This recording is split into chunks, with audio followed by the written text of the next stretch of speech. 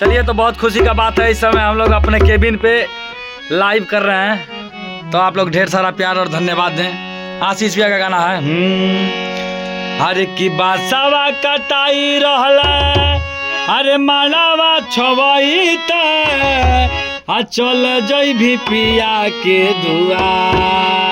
लड़का बहुत वियोग में बा, कहता का बोला सकतन कमेंट से। अरे की बासावा कटाई रहला, अरे मालावा छवई चल जई भी पिया के दुआ। अरे तोहर दिया रे मोरा जान के न लगी जान मोरा बड़ी सुकुमार। हर दिया रे मोरा जान के न लगी जान मोरा बड़ी सुकुमार। तुमसे बिछड़ेंगे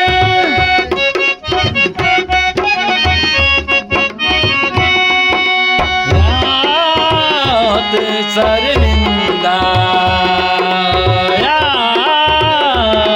शर्मिंदा।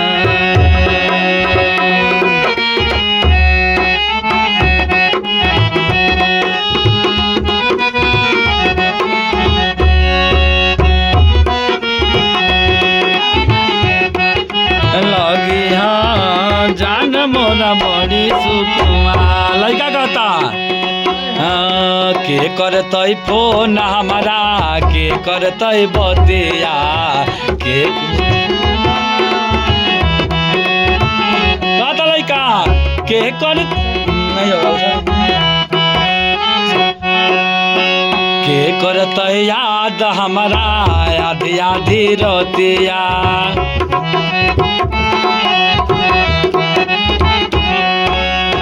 के करतई फोन हमारा, के करतई बतिया, के करतई याद हमारा सारी सारी रतिया। यार के करतई हमारा इंतजार।